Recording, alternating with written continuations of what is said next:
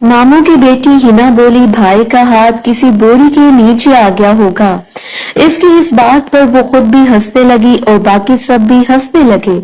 मुझे इसके बोलने का स्टाइल कुछ समझ नहीं आया, क्योंकि आज पहली बार इसने कोई बात की जिसका मुझे मतलब समझ नहीं आ रहा था।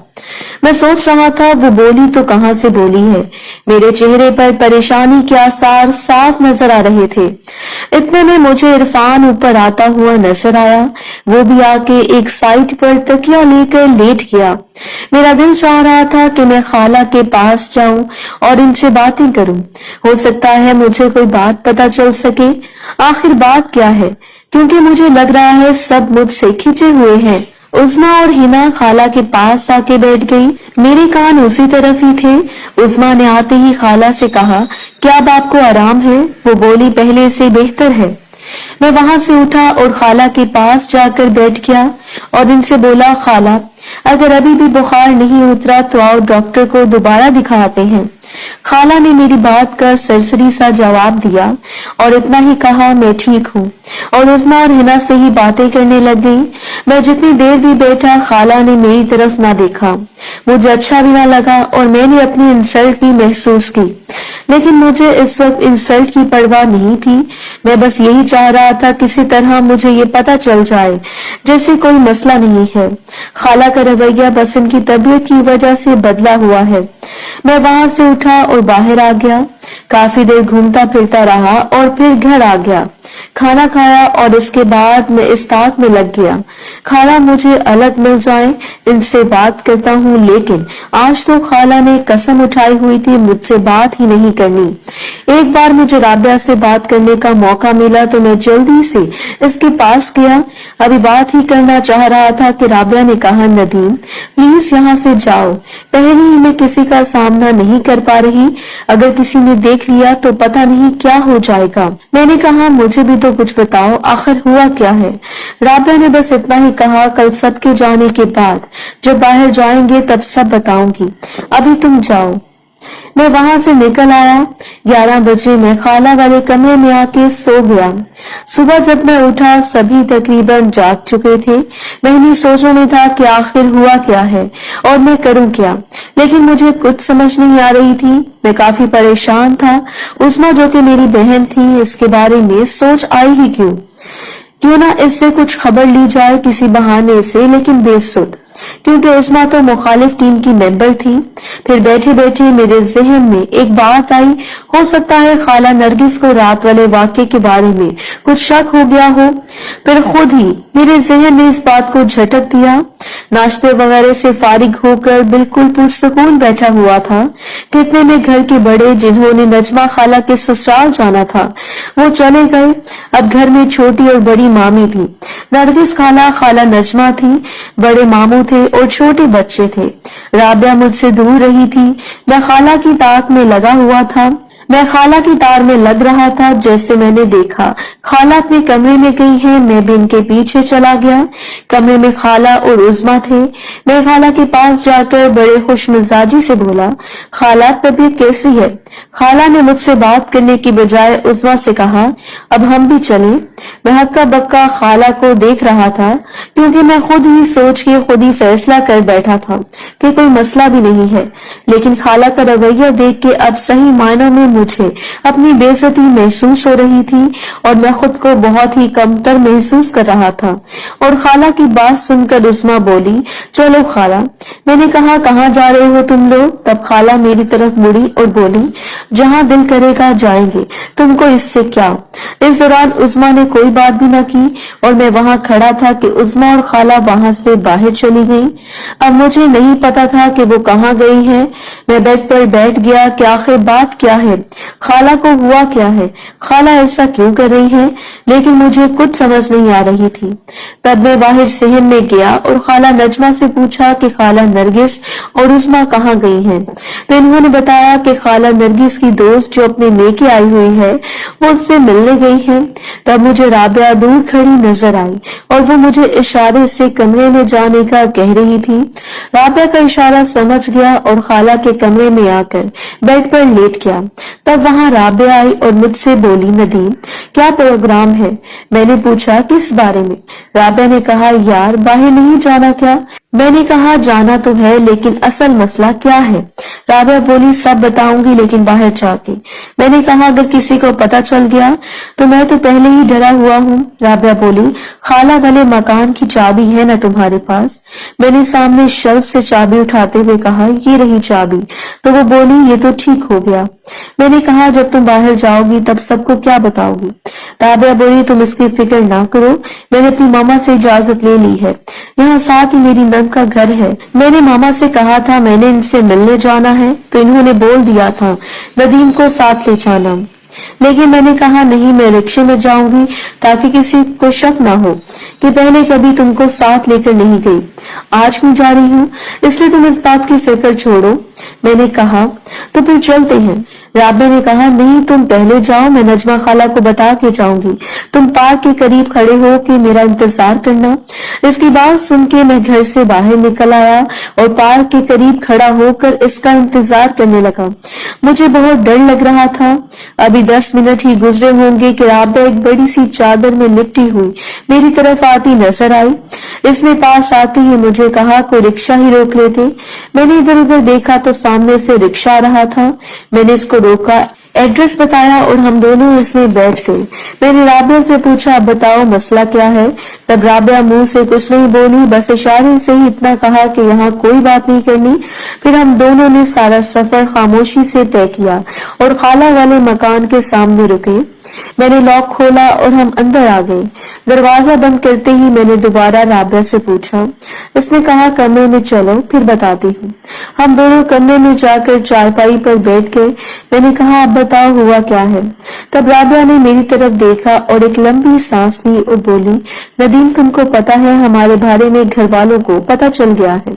मैं इसके मुंह से ये सुनकर परेशान हो गया और इसको देखने लग गया। मुझसे कोई बात नहीं हो रही थी, मेरा गला खुश्क हो चुका था। राबिया बोली, अब बताओ भी क्या करना है? मैंने कहा आपको गलत फहमी हो गई होगी, मुझे नहीं लगता किसी को पता होगा। राबिया ने कहा कोई गलत फहमी नहीं हुई मुझे, तुमको बड़ी जल्दी थी, अब सोचो आगे क्या करना है। मैं बोला लेकिन मुझे किसी ने कोई बात नहीं की है। आपसे किसने बात की और क्या बात की? राबिया ने कहा बात तो मुझसे भी किसी ने खुल के नहीं की, बस मुझे खाला नरगिस के रवैये और इनकी बातों से अंदाजा हो गया है कि इनको पता चल गया है। नदीम अगर खाला ने किसी को बता दिया तो मेरा घर बर्बाद हो जाएगा। मैंने कहा खाला ने आखिर आपसे क्या बात की जो आपको लगा कि?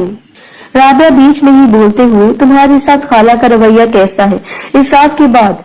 मैंने कहा रवैया तो मेरे साथ भी इनका ऐसा ही है, मुझसे इन्होंने इस रात के बाद से सही तरह बात नहीं की।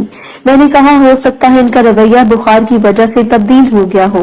राबिया ने कहा यह भी हो सकता है इनका रवैया बुखार की वजह से तब्दील हुआ हो, लेकिन वो आते जाते मुझ पे कोई न कोई आवाज कस देती है। मैंने कहा कैसी आवाज? राबिया बोली, अब छोड़ो इनकी आदत है, वो पहले भी ऐसी ही हरकतें करती रहती हैं, बस अब ऐसा ही हो, इनको किसी बात का पता ना हो। लेकिन पता नहीं क्यों मेरा दिल नहीं मान रहा। मेरा दिल कहता है कि इनको कुछ न कुछ पता है। मैंने कहा अगर इनको कुछ न कुछ पता होता तो सबको बता देती।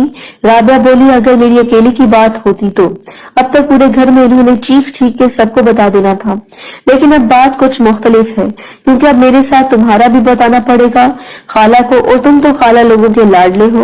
राबिया बोली, अब मेरी बात ध्यान से सुनो, जो भी हो जाए लेकिन तुमने अपनी जुबान नहीं खोलनी, तुमने सिर्फ इतना ही कहना है। आपकी राबिया ने तो मुझे आज तक बुलाया भी नहीं, और मासूम बने रहना, फिर देखना मैं खाला का क्या हशर करती हूँ। अगर तुमने ऐसा ना किया तो मैं तो बदनाम हो गई, तुम भी साथ साथ बदनाम हो जाओगे। लेकिन अगर तुम बस इतना ही कह दोगी कि सब झूठ है, तब कुछ भी नहीं होगा। मैंने कहा मैं इतना भी बच्चा नहीं हूँ, मैं कभी किसी से कोई बात नहीं करूंगा। हम दोनों यहाँ बातें करके काफी हल्के हो गए थे। हम बातें कर रहे थे कि हम बातें कर रहे थे कि राबी चारपाई पर लेटने लगी। जैसे वो लेटी जल्दी से चीख मारते हुए उठ गई। मैं चौंक कर इसकी तरफ देखने लग गया कि इसको क्या हुआ। वो बोली, नदीम, मुझे किसी चीज ने काट लिया है।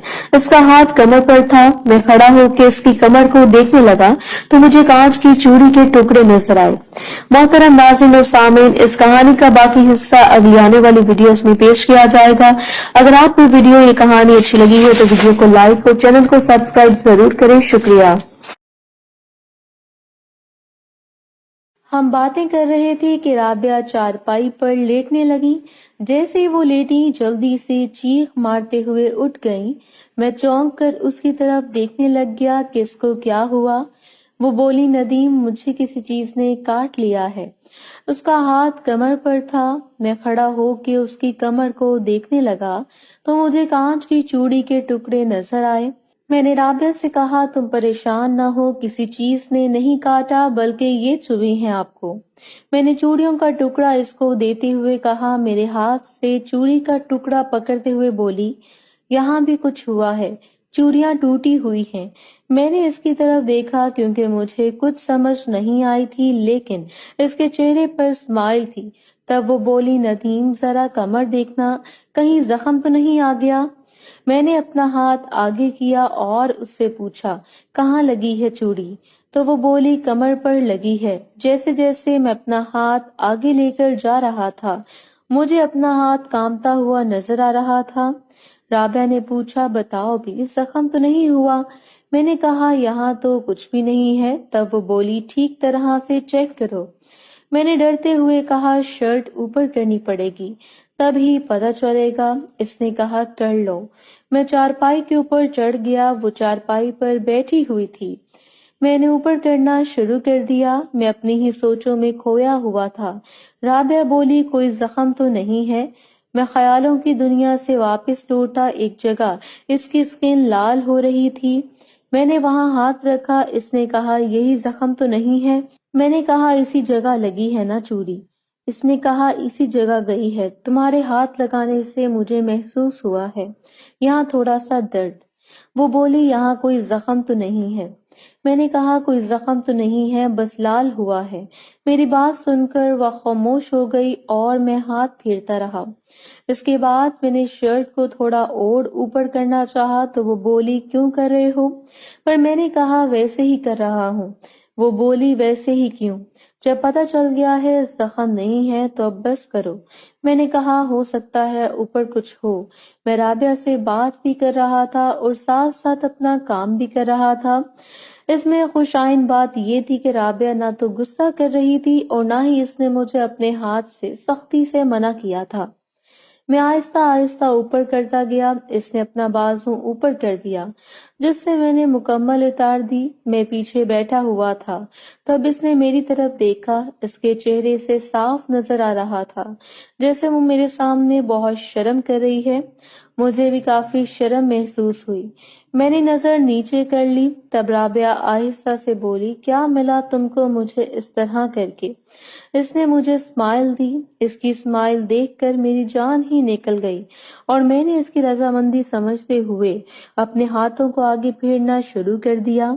मैं आहिस्ता आहिस्ता अपना काम कर रहा था। अचानक काम करते हुए मेरे अंदर इतनी हिम्मत आई कि मैंने अपने दोनों हाथों से इसका मास्क उतार दिया। इसने अपना सर घुमाकर पीछे मेरी तरफ देखा और बोली, ये क्या बदतमीजी है?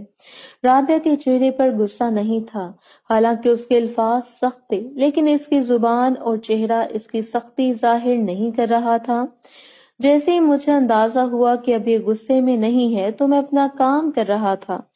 मुझे ऐसा लग रहा था कि राबिया भी यही चाहती है। तब वो बोली, नदीम, ना करो, तुमको पता है हम पहले ही कितनी मुश्किल में हैं। मैंने कहा, कुछ नहीं हो गया। राबिया मेरी तरफ आधी से ज्यादा घूम गई और बोली, तुम कितनी आसानी से कह रहे हो कुछ नहीं होगा। तुम्हारा तो कुछ नहीं जाएगा, घर तो मेरा खराब हो जाएगा ना। तुमको पता है मेरी यहाँ किसी से भी बात नहीं बनती और ये लोग अब इस बात को इश्यू बनाएंगे। मैंने कहा, अगर इश्यू बनना होता तो अब तक बन जाता। मुझे नहीं लगता किसी को कुछ पता है। तब वो मेरी तरफ घूम गई और अपने आप को छुपाने लगी और बोली, नदीम, एक बात बताओगे? میں بھی اب اسی پوزیشن میں بیٹھا تھا کہ میرا ایک ہاتھ اس کے اوپر تھا۔ میں نے کہا جی کیا بات ہے؟ وہ بولی دیکھو جھوٹ نہیں بولنا، اب ہم میں کوئی پردہ تو نہیں ہے۔ میں نے کہا تم پوچھو میں سچ بتاؤں گا۔ وہ بولی اس رات جب تم پہلی بار میرے ساتھ لیٹے تھے، مطلب میرے ساتھ کام کیا تھا، تم کیا سوچ کر آئے تھے؟ میں نے بغیر سوچے سمجھے ہی کہہ دیا مجھے نہیں پتا تھا آگے سے تم ہوگی۔ رابعہ حیران ہوتے ہوئے بولی کیا مطلب؟ پھر کس کا سمجھ رہے تھے تم؟ اور اس کا مطلب میں اب سمجھی تو میرے پاس نہیں کسی اور کے پاس آئے تھے۔ میں بھی تب سے سوچ رہی ہوں اس پینڈو میں اتنی ہمت کہاں سے آ گئی؟ مجھے اپنی غلطی کا احساس تو ہو گیا کہ میں نے جو کہا ہے غلط کہا ہے، لیکن اب کیا کر سکتا تھا؟ میں سوچ میں گم تھا اب کیسے بات کو سنبھالوں۔